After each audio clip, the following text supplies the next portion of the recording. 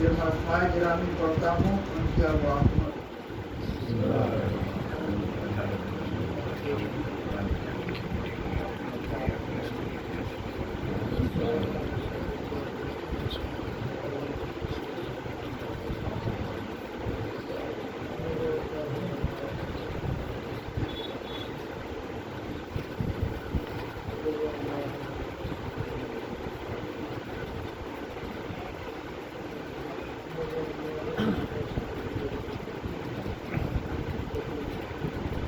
جواب سیدہ حیات فاطمہ علیہ اہلیہ مدین سرکار بنت سید مہدی حیدر علی سید مہدی حیدر علی ابن غلام اکبر علی سیدہ وحید بانو عابدی ابن سید بخش علی علی سیدہ رفیق بانو نگینہ بی بی مرحومہ سید ضمیر الحسن مرحوم ابن میر حمایت علی صاحب مرحوم سید عمران الحسن ابن نور الحسن مرحوم سیدہ طیبہ بیگم بنت سید اشفاق علی خان مرحوم سید عابد حسین رضوی ابن افضال حسین رضوی مرحوم مرزا اصغر علی رشید اہلیہ سیدہ نفیس کاظم عابدی احمد حسین مرحوم نکھت بانو نرگس فاطمہ نصرت بانو سعادت بانو اہلیہ احمد حسین کنیز فاطمہ بنت میر باجر علی باقی علمدار حسین عرف حسن عباس مرحوم اور جملہ مومنین و مومنات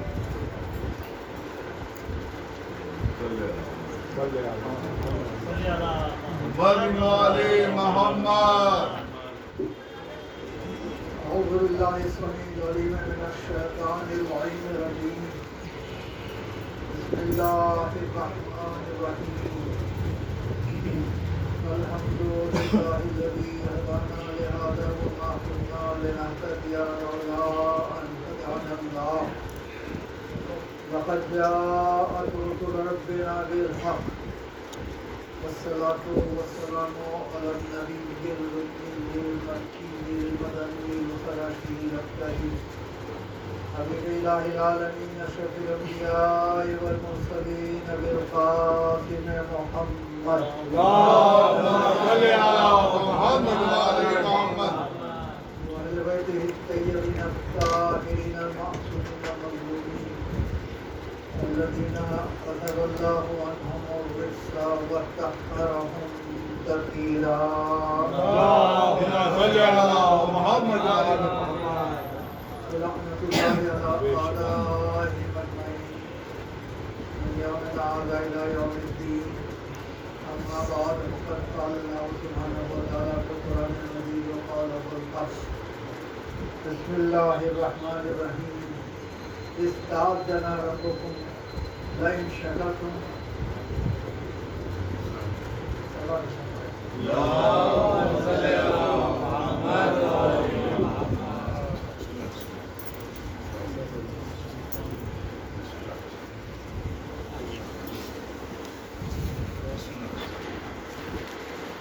بسم الله الرحمن الرحيم استعذنا ربكم لئن شكرتم لأزيدنكم ولئن شكرتم لعذابي لشديد سورہ ابراہیم کی آیت ہے آیت نمبر 7 اور ارشاد ہو رہا ہے کہ تمہارے رب کا یہ فیصلہ ہے کہ اگر تم شکر ادا کرو گے تو میں نعمتوں میں اضافہ کروں گا اور اگر کفران نعمت کرو گے تو ایسی صورت میں میرا عذاب شدید یہ اتنا قریب ہے پروردگار عالم کہ دنیا میں نعمتیں چھیننے کی بات نہیں کر رہا ہے آخرت پہ رکھتا رہا ہے تاکہ ساری زندگی تمہارے لیے مہلت ہے شکر اور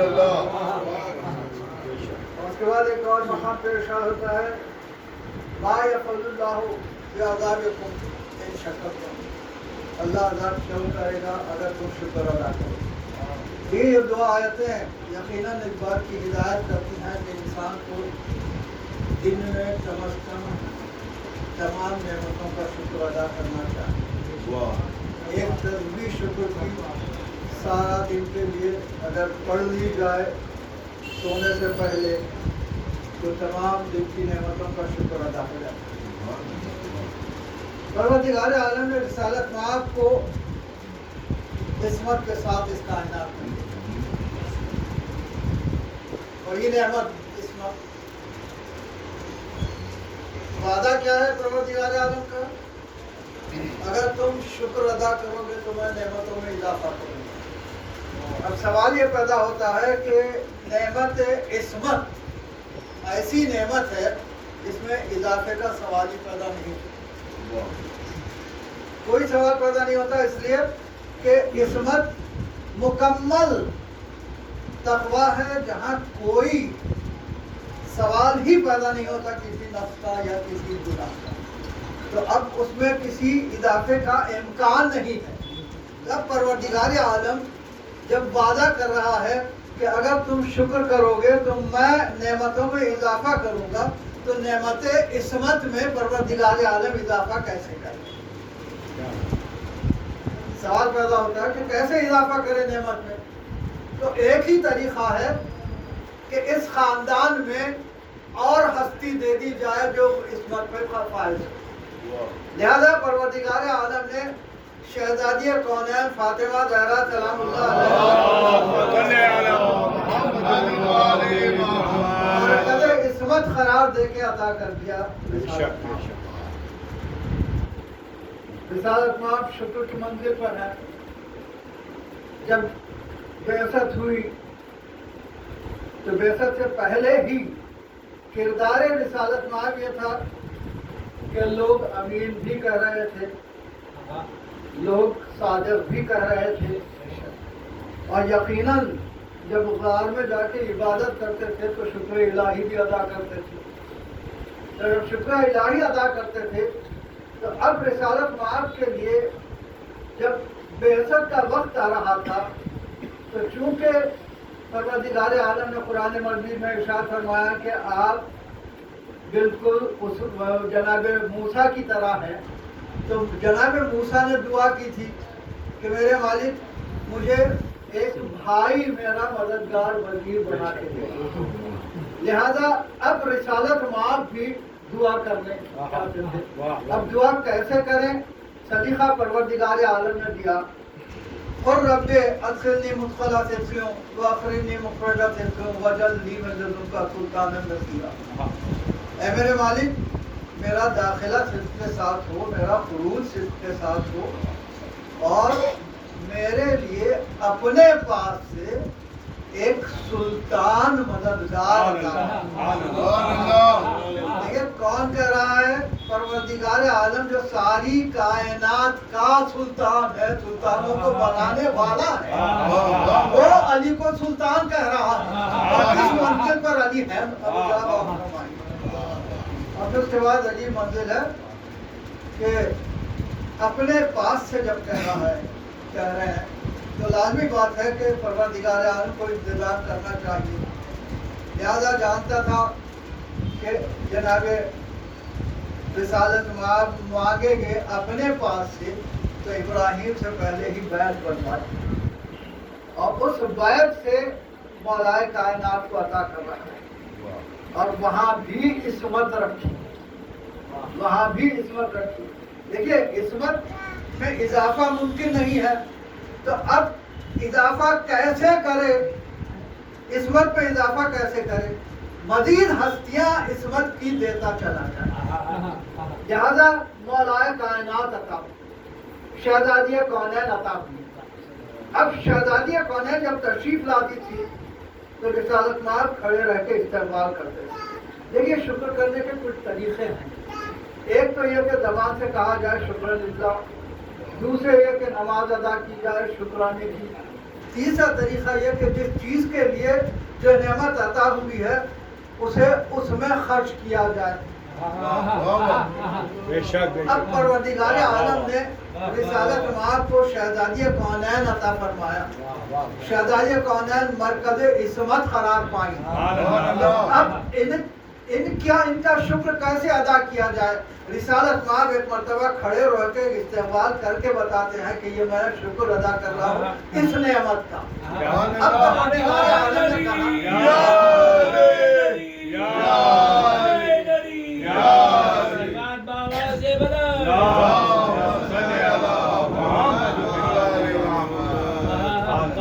अब परवरदिगार आलम ने इरशाद फरमाया कि ऐ मेरे हबीब आपने शुक्र अदा कर दिया इस नेमत का, अब नेमत में इजाफा करना है, लिहाजा अब इमाम हसन अलैहिस्सलाम को अता फरमाया।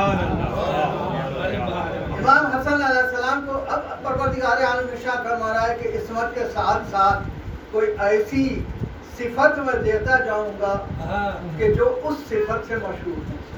लिहाजा इल्म जनाब इमाम हसन अलैहिस्सलाम को देके अता फरमाया। अब रिसालत माब इस नेमत का शुक्र कैसे अदा करें। एक मरतबा ईद का मौका है, मस्जिद की तरफ जा रहे हैं तो इमाम हसन अलैहिस्सलाम को अपने कंधे पर उठा लिया। परवरदिगार आलम ने कहा इस नेमत का शुक्र इस तरह अदा कर रहे हो कि इसे बुलंद कर रहे हो, तो अब मैं तुम्हें और एक नेमत अता करूंगा। इमाम हुसैन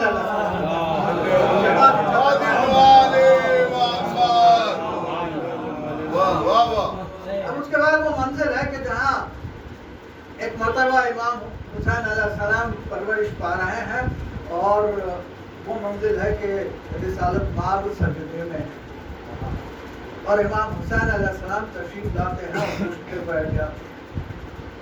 अब रिसालत माब ने सर नहीं उठाया। परवरदिगार आलम ने कहा कि इस नेमत का शुक्र इस अंदाज में अदा कर रहे हो कि जहाँ इबादत भी हो रही है, सजदा भी हो रहा है, अब तुम्हें मैं वो नेमत अदा करूंगा कि वो सैयदुल साजिदीन भी होगा, ज़ैनुल आबिदीन भी होगा।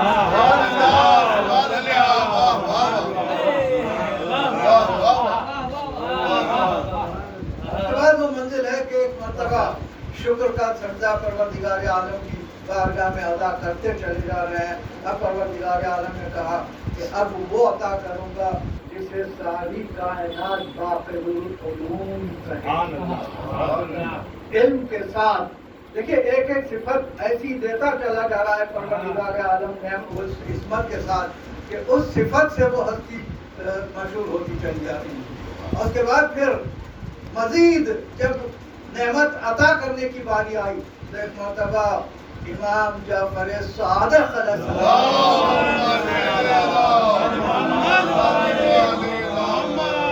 जहाँ सिर्फ ही सिर्फ।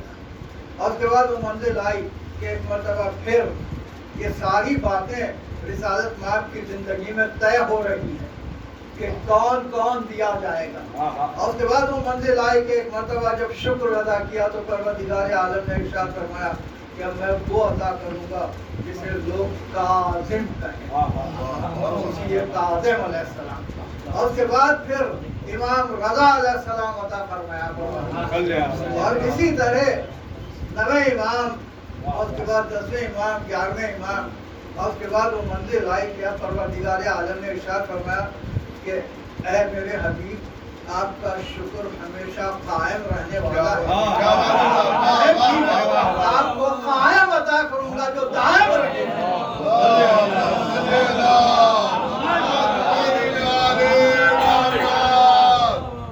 हाँ लेकिन हबीब आपको जब मैंने भेजा तमाम अंबिया की सिफात दे के भेजा, अब इस नेमत को जो अता करूंगा तो अंबिया की सिफात भी होंगी और सारे आइम्मा की सिफात भी मौजूद होंगी। इस मंजिल पर परवरदिगार आलम ने इमाम ज़माना अलैहिस्सलाम को अता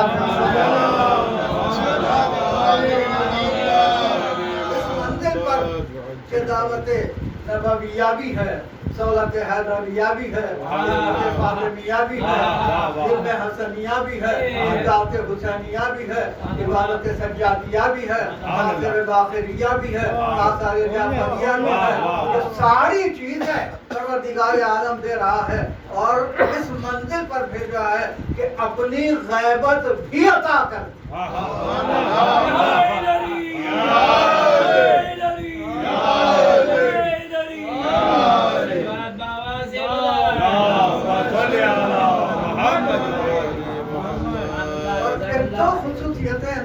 کے تعلق سے آپ کرما صاحب کی خدمت میں عرض کروں. سارے انبیاء کو پروردگار عالم نے عبد کہا. قرآن مجید میں آیت ہے وَجَعَلْنَا أُمَّةً يَهْدُونَ بِأَمْرِنَا وَأَوْحَيْنَا إِلَيْهِمْ فِعْلَ الْخَيْرَاتِ وَإِقَامَ الصَّلَاةِ وَإِيتَاءَ الزَّكَاةِ وَكَانُوا لَنَا عَابِدِينَ. عابدین کہا انبیاء کو، لیکن ایک صرف رسالت مات کو پروردگار عالم نے اپنا عبد کہا. سبحان الذی اسری بعبدہ لیلا من المسجد الحرام الی المسجد الاقصی. تو صرف رسالت مات کو اپنا عبد کہا. مولا کائنات کو سلطان کہا. ان ہستیوں کو عجیب نام دے رہا ہے پروردگار عالم جو ساری کائنات میں کہیں اور نہیں مل سکتے. اب اس کے بعد امام زمانہ علیہ السلام کے لیے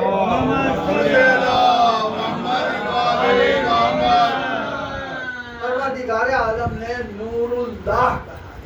اللہ کا نور. رسالت مآب کے لیے نور کہا ہے. پنجاب من اللہ نور و کتاب مبین. نور اللہ نہیں کہا. تمہارے پاس نور آ رہا ہے اللہ کے پاس سے اور کتاب آ رہی ہے. اور اس کے بعد یا ایھا الذین آمنوا اللہ ورسولہ والنور الذی انزلنا. وہاں بھی ائمہ کے لیے مولا کائنات کے لیے نور کہا، اپنا نور نہیں کہا. لیکن امام زمانہ علیہ السلام کے لیے پروردگار عالم نے آیت پر دیا یریدون لیطفئوا نور اللہ بافواہہم. لوگ چاہتے ہیں کہ نور اللہ کو بجھا دیں اپنی بھوکوں سے. تو معلوم ہوا کہ صرف امام زمانہ علیہ السلام کو پروردگار عالم اپنا نور کہتا ہے، کسی اور کو نہیں کہا. ایک اور نام جو قرآن مجید میں پروردگار عالم نے امام زمانہ کا رکھا بقیت اللہ خیر لکم ان کنتم مؤمنین. بقیت اللہ تمہارے لیے خیر ہے اگر تم مومن ہو. وہ نام ایسے ہیں جو کسی کو پروردگار عالم نے نہیں دیے، صرف امام زمانہ علیہ السلام کو دیے.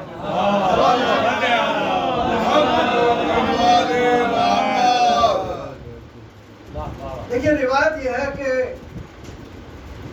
امام زمانہ کے دور میں امن قائم ہو جائے ساری کائنات. تو اس سلسلے میں آپ کے خدمت میں عرض کروں کہ یہ امن کا جو نظریہ ہے کیا صرف ہمارے پاس ہے یا غیروں کے پاس بھی ہے. تو آسٹریلیا کا ایک میگزین نکلتا ہے جس کا نام ہے دا ریئل ٹروتھ، اور اس کا جو چیف ایڈیٹر ہے اس کا نام ہے ڈیوڈ پیک. وہ کہتا ہے کہ ایک مرتبہ مجھے امریکہ کے صدر کے کانگریس کے صدر سے ملاقات کا موقع ملا. تو اس نے کہا کہ David you can ask me any question about world politics. A David تم مجھ سے دنیا کی سیاست کے بارے میں سوال کر سکتے ہو.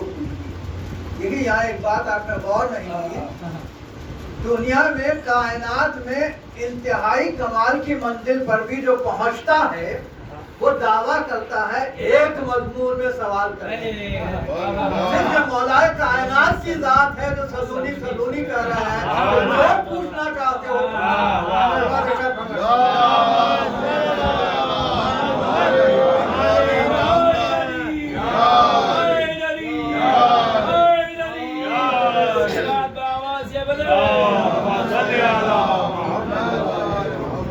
ڈیوڈ پیک نے پوچھا کہ اس ورلڈ پیس پاسبل، کیا دنیا میں امن قائم ہو سکتا ہے؟ تو وہ کہتا ہے ممکن نہیں. کہا کیوں؟ اس لیے کہ اتنے اختلافات ہیں. رنگ کا فرق ہے، مذہب کا فرق ہے، پیداوار کا فرق ہے، سرحدوں کا فرق ہے، یہ سارے فرق ہیں، لہذا امن قائم ہونا مشکل ہے. اور اس کے بعد پھر کہتا ہے کہ ایک صورت ہے کہ ساری کائنات میں امن قائم ہو جائے. وہ کیا صورت ہے؟ ساری کائنات میں ایک حکومت قائم ہو. امریکن کانگریس کا پریزیڈنٹ کہہ رہا ہے کہ اگر ساری کائنات میں ایک حکومت ہو تو امن قائم ہو سکتا ہے. ایک مرتبہ پھر پوچھتا ہے ڈیوڈ کہ کیا یہ ممکن ہے کہ ساری کائنات میں ایک حکومت قائم ہو جائے؟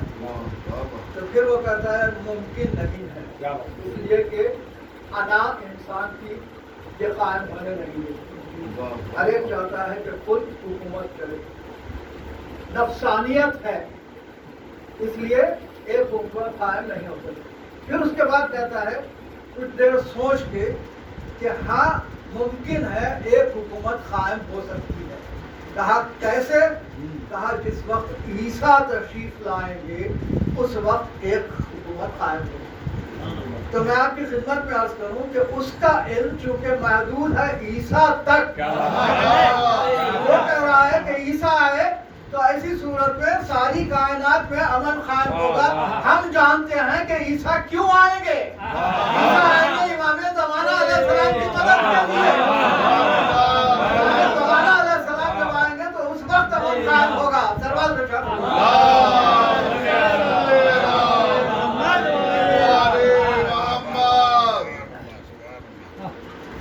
ایک اور ذہن میں جو بچوں کے سوال پیدا ہوتا ہے، ایک روایت یہ بھی ہے کہ ہمارے امام زمانہ میں تشریف لائیں گے تو تلوار کے ساتھ آئیں گے، ذوالفقار کے ساتھ آئیں گے۔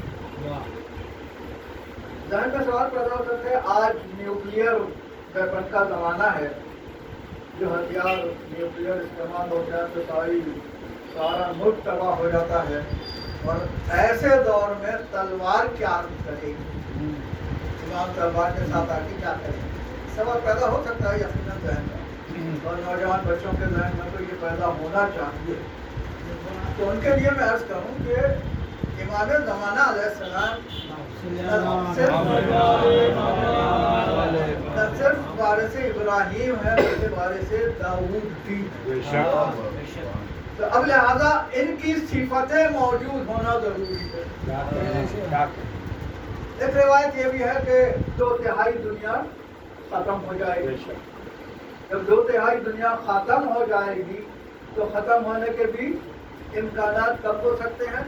جب نیوکلیئر وار ہو جائے، اور آج کل آثار پیدا ہو رہے ہیں، جو رشیا نے اٹیک کیا ہے یوکرین پر، تو امریکہ کا خیال ہے کہ شاید نیوکلیئر وار ہو جائے، اور نیوکلیئر وار ہو جائے تو ایسی صورت میں جہاں نیوکلیئر بام پڑے گا وہ سارا علاقہ تباہ ہو جائے گا۔ تو جب روایت ہے کہ امام زمانہ کے ظہور سے پہلے 2/3 دنیا ختم ہو جائے گی، تو ممکن ہے کہ یہ نیوکلیئر وار میں 2/3 دنیا ختم جب ہو جائے گی تو سارے نیوکلیئر ویپنز بھی ختم ہو جائیں گے۔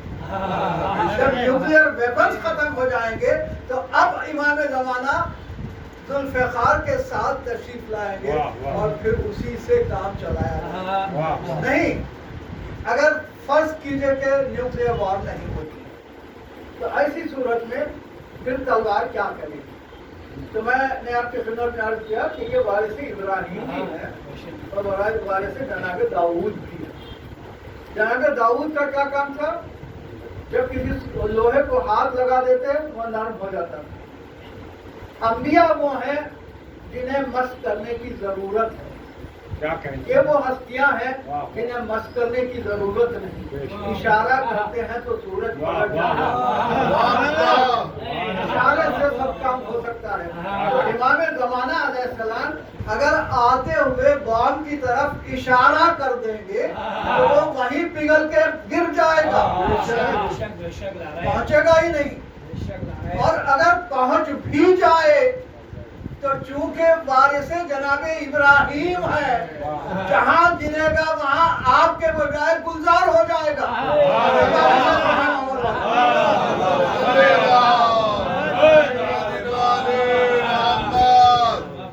کیونکہ شورا آ چکے ہیں، انتظار شورا کا ہی تھا، تو میں آخری بات آپ کی خدمت میں عرض کروں کہ ہماری ذمہ داری کیا ہے؟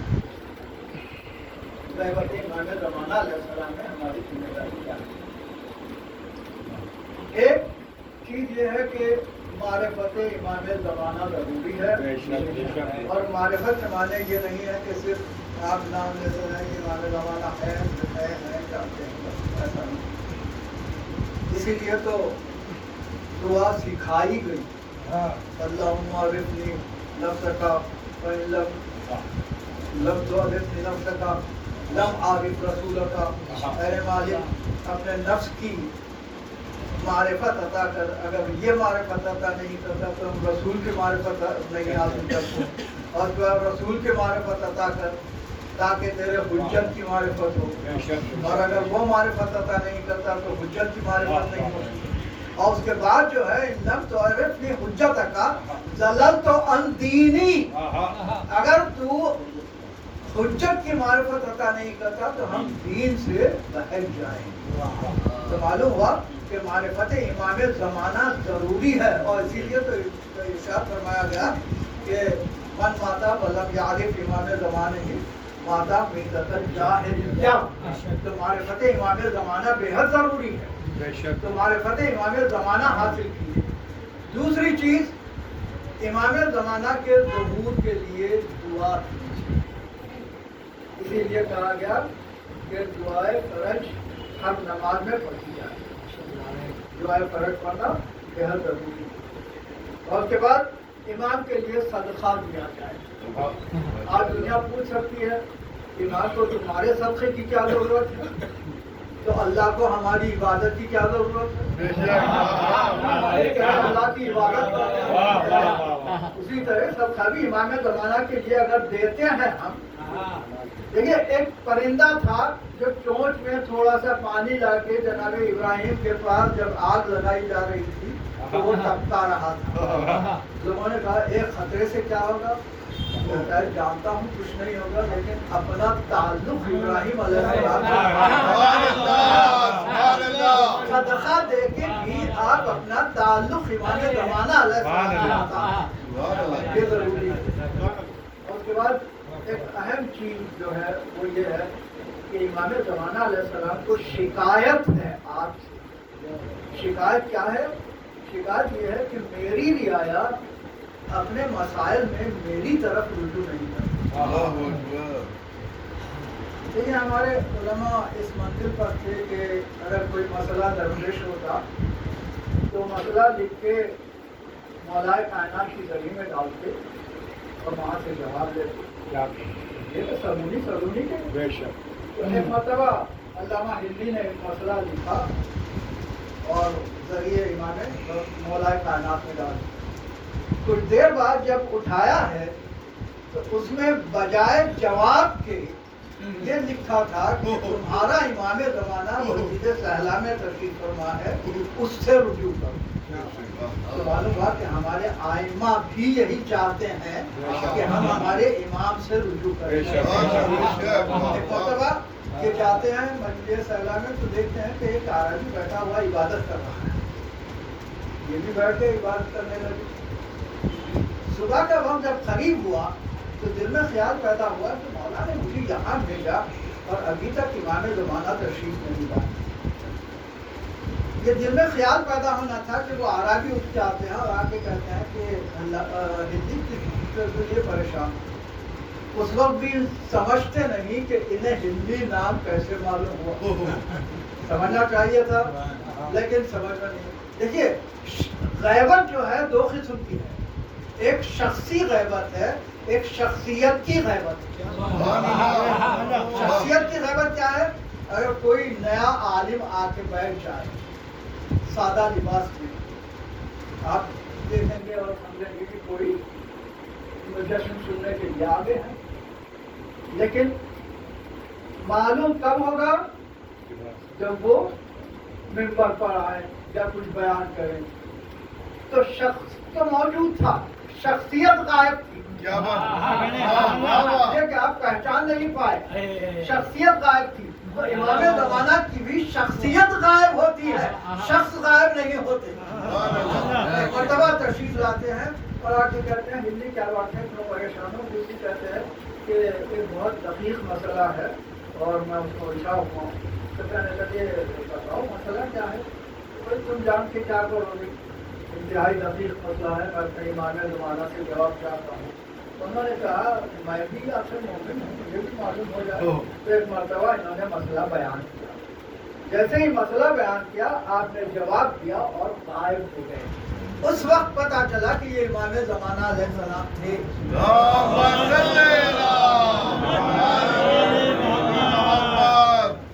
یہی نہیں بلکہ ایک مرتبہ ایک عالم نے مسئلہ پوچھا گیا کہ ایک عورت کا انتقال ہو چکا ہے، 9واں مہینہ ہے، بچے کو نکالنا چاہیے یا ویسے دفن کر دینا چاہیے. تو عالم نے کہا کہ دفن کر دو. ایک مرتبہ لے کے جانے لگے. ایک شخص آتا ہے، آ کے کہتا ہے کہ مولانا نے کہا ہے کہ بچے کو پیٹ چھیل کے نکالو، اس کے بعد پھر ویسے ہی کیا گیا. اس کے بعد آئے مولانا کے پاس. مولانا آپ نے جب پیغام بھیجا ہے تو ہم نے اس بچے کو نکالا، ماشاءاللہ بچہ صحت مند ہے، اچھا ہے. تو اس وقت وہ سمجھ گئے کہ یہ امام زمانہ علیہ السلام کی طرف سے پیغام پہنچا تھا. معلوم ہوا کہ ہمارے آئمہ کو سہارا دیتے ہیں امام زمانہ علیہ السلام. اسی لیے جب شک پیدا ہوتا ہے کہ غیبت میں امام زمانہ کا فائدہ کیا ہے تو کہا گیا کہ جس طرح سورج بادلوں میں چھپا ہوا ہوتا ہے، اس کی کرنیں بھی پہنچتی ہیں، روشنی بھی پہنچتی ہے، انرجی بھی پہنچتی ہے، اسی طرح امام زمانہ کا سے فائدہ بھی انسانوں کو یقیناً پہنچتا ہے اگر چاہیے وہ غیبت میں. اور حقیقت یہ ہے کہ اس کے ساتھ ہی میں بارگاہ امام زمانہ ہی میں دعا کروں کہ مولا یہ آپ کے چاہنے والے حاضر ہیں، انہیں اپنے حفظ و امان میں رکھیے، پریشانیوں کو دور فرمائیے، مشتاق حضرت زیارات میں مشرف فرمائیے، ہماری عبادتیں بارگاہ الہی میں قبول ہوں، ہم آپ کی نصرت کے قابل ہو جائیں، ہمیں اس راہ پر قائم رکھیے کہ جس راہ پر آپ کی مودت اپنے کمال پر پہنچے. اور تاجیر ہو امام زمانہ علیہ السلام.